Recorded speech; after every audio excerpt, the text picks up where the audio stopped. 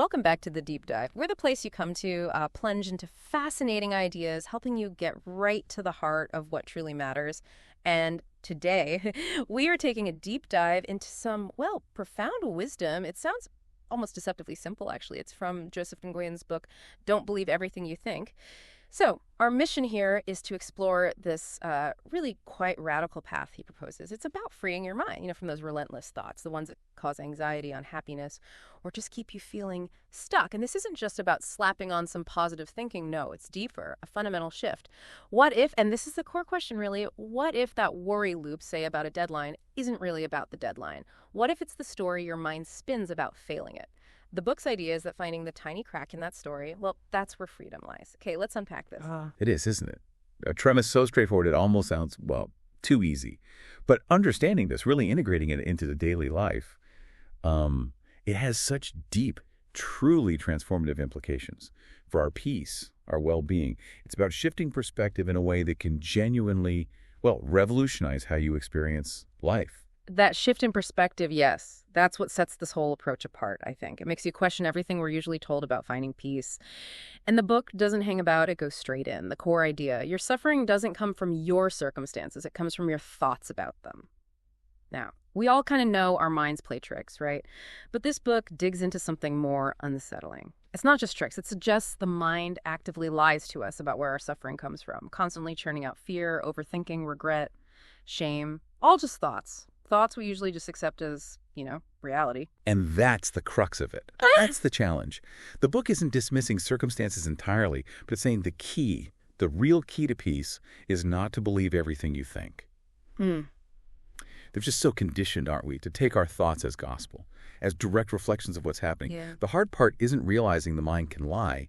It's actually stopping ourselves believing it, especially when those thoughts feel so intense, so real. It requires a kind of profound re-education of how we relate to our own minds. A huge re-education, yeah, and that flows right into another core concept, doesn't it? The book says, you are the awareness behind the thoughts. It uses that really powerful analogy. Thoughts come and go, just like clouds in the sky.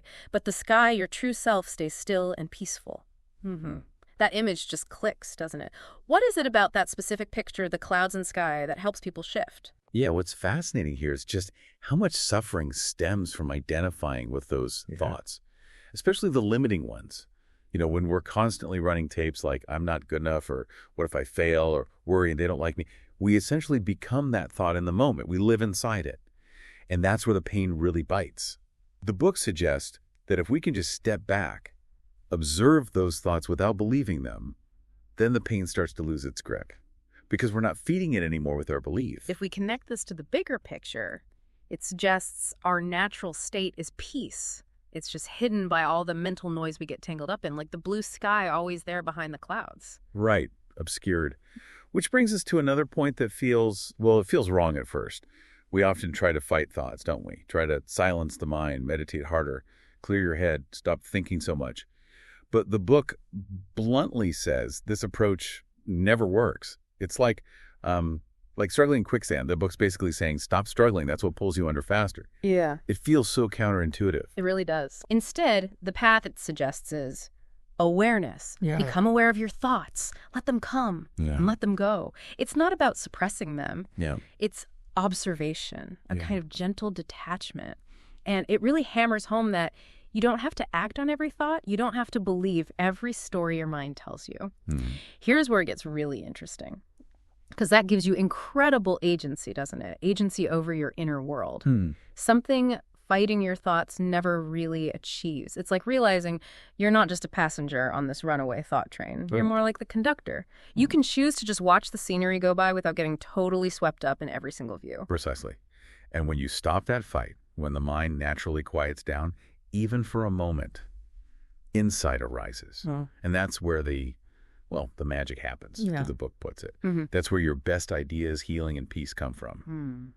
It's a profound link. Clarity emerges not from more effort, not from overthinking, but from that space of silence and presence. If we connect this to the bigger picture, it implies our innate wisdom is always there, under the surface, just waiting for the noise to die down a bit.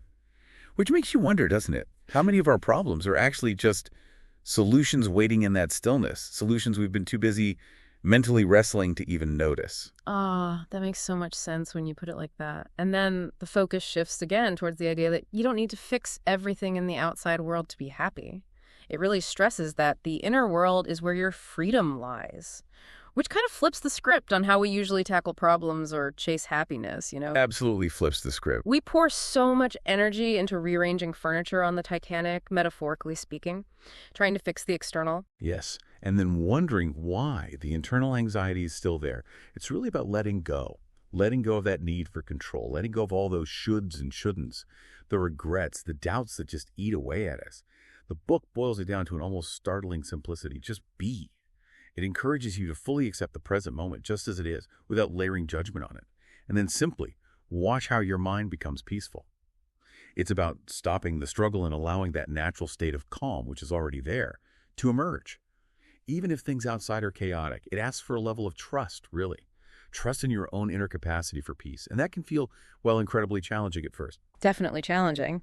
So bringing it back to you listening, what does all this actually mean day to day? How can adopting this perspective really impact, say, your experience of stress or feeling overwhelmed?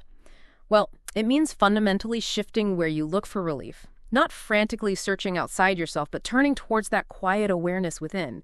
Imagine the sheer freedom in knowing you're not actually held captive by your own thoughts, that they don't define you. So let's try and tie this all together. The core message from Don't Believe Everything You Think. It's simple, maybe deceptively so, but it's incredibly liberating. You don't have to fix your mind. You only have to stop believing it. Really drives home. You are not broken. You are simply caught in a cycle of thought. And the beautiful part is, the moment you genuinely stop believing those thoughts, that's when peace begins. It's not something you have to achieve. It's something you uncover. And it's always, always available. Right now. Always available. Just remember that analogy. It's so helpful. Your thoughts are just clouds passing by. And you are the sky, vast, open, peaceful. So here's something to maybe mull over. If you truly are that boundless sky, unburdened by the passing clouds of thought, what new possibilities might open up? In your life, in your perception, possibilities that maybe, just maybe, were obscured by the clouds before.